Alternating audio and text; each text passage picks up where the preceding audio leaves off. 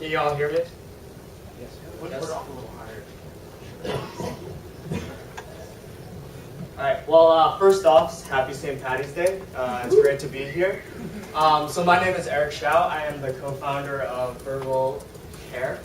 So let me start you off with a simple story. So about a year ago, I was actually in the hospital with my dad, and my dad speaks English really well, but he sometimes has difficulty pronouncing certain words and enunciating for the nurses to hear. So when the nurse came in, he'd ring his call bell, the nurse would come in, and they'd go back and forth trying to figure out what he actually needed. And sometimes it'd be really simple, like, I need to go to the bathroom. And it would take 4 to 5 minutes just trying to figure out that.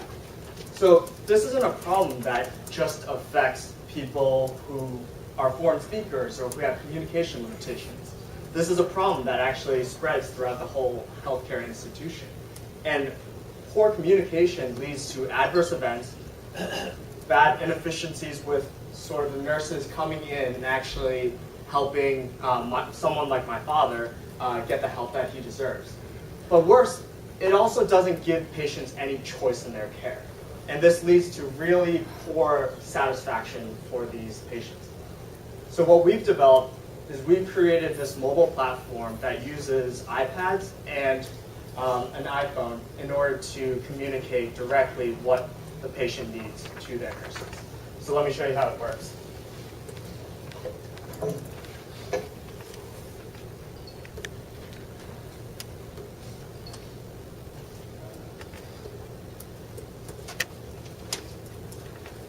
Really simply, we put an iPad by the patient's bedside. Bring this up. Woo, bug demos?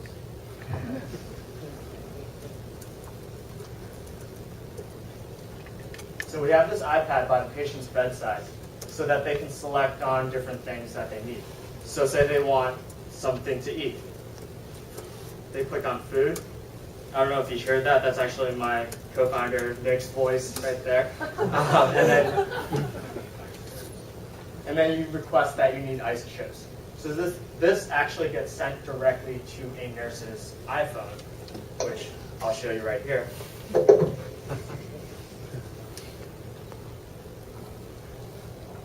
It's always pretty tough to do, multiple devices in one live demo.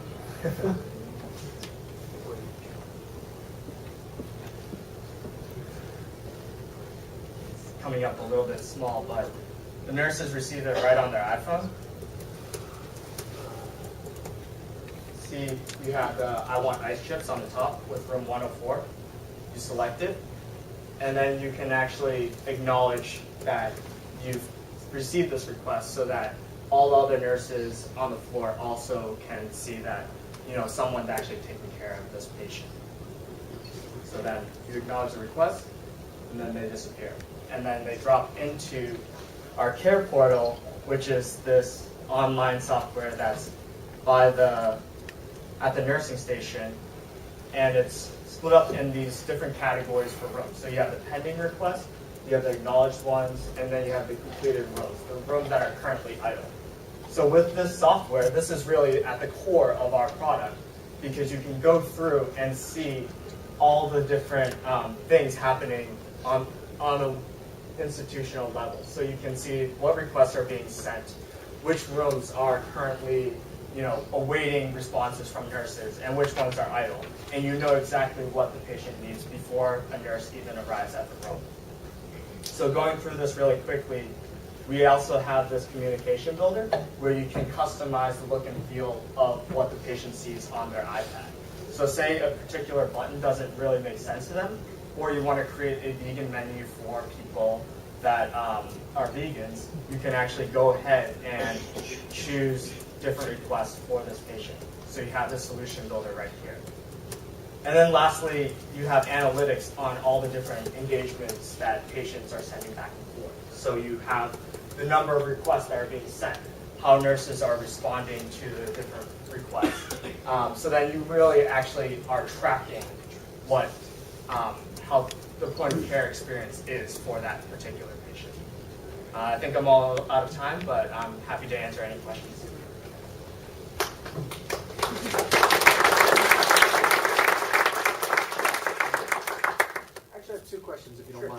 first question is, on the analytics, does it give you a timing device where it can show you the time in which it takes the nurse to respond to the pending requests? So right now with this chart, we actually don't have that built out. This is actually a simple template that we've made because we've talked with a couple nurses. So we work with Mass General Hospital and Franciscan Hospital for Children, and we actually customized what are the analytics that are specific to That particular hospital? Right. For acute care settings, they do like to see how quickly nurses are responding to My second question was, the iPad and iPhone, does the hospital have to provide those, or is that something provided with the program, or does the patient have to provide that? So right now, that's provided by the hospitals. Okay. And that's something that we're working on in order to, make it so that we work with leases, with Apple and all these hardware providers and vendors, so that it makes it a little bit easier for them to adopt this technology. How nurse can communicate that cancer? No, you cannot have eyes. These will not affect the statistics. So actually, we have this, I didn't end up showing it, but there's this third option, which is unfortunately like some requests are bad and you have to ignore them. But the solutions and the different options that you provide for these patients should make sense for that particular person. So they shouldn't be able to make requests that technically they're not allowed to give. But if you do make them, you'll see there's no bottom line right here, but there's a bottom line of different requests that are being, unfortunately aren't acknowledged by the nurse. How many languages do you provide this? So right now it's just in English, but we actually have these icons designed by an iconographer. So we've tested it out a couple times with even non-English speaking patients, and they're still able to get across what they want. So initially we started with nonverbal people to test out our application, and so we wanted to create icons that could stand alone without them fully understanding the text underneath. Yes? What if the patient doesn't fit your model? I have a mother-in-law that denies she doesn't see and denies she doesn't hear. So we have people in assisted living, some that fit your model and some that don't. What's your answer?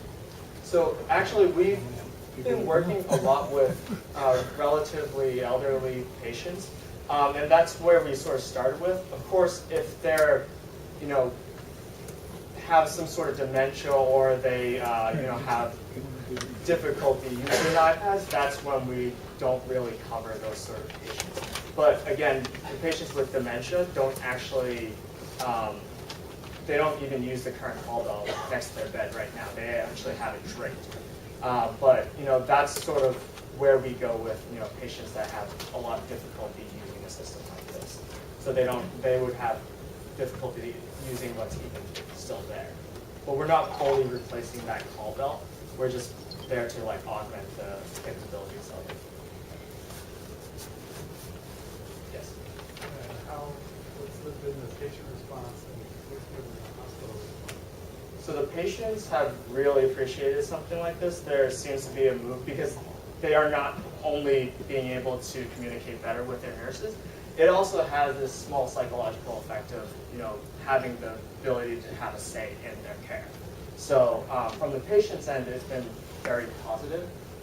For the hospitals, the nurses really want to see something like this in place, which we were surprised about because sometimes we think that there'd be a little bit of pushback because of new technology. But they want that information before they even arrive at the room so they can coordinate care a little bit more effectively. If you take it one level up, then you have administrators who like the analytics side of things so that they can staff the hospital floors better.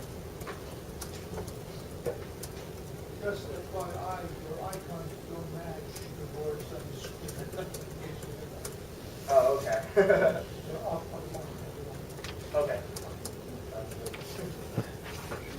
I guess my question is on the nurses side. You said there's been pushback. How do you prevent them from becoming another system that they have to focus on many different systems, so you guys work with the interface with systems that are already in place, or systems that a lot of hospitals have, and that they're being Philips or major healthcare companies are attempting to jump into the space.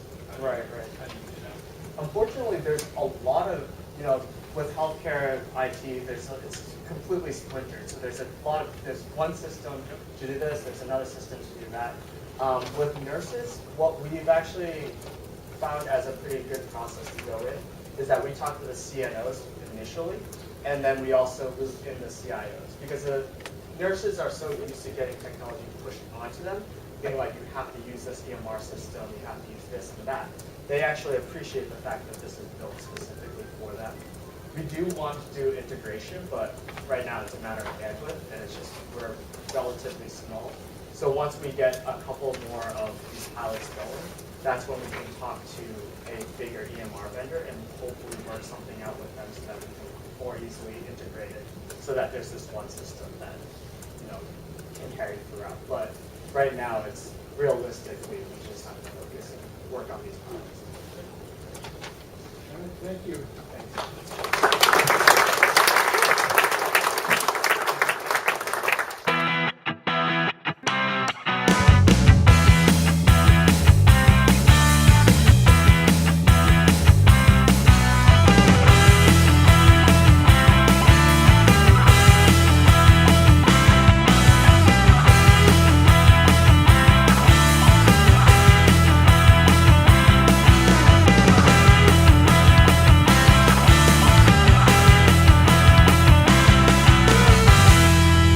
Come join New England's largest technology meetup, sponsor an event, present, or attend. Visit www.bostonnewtech.org.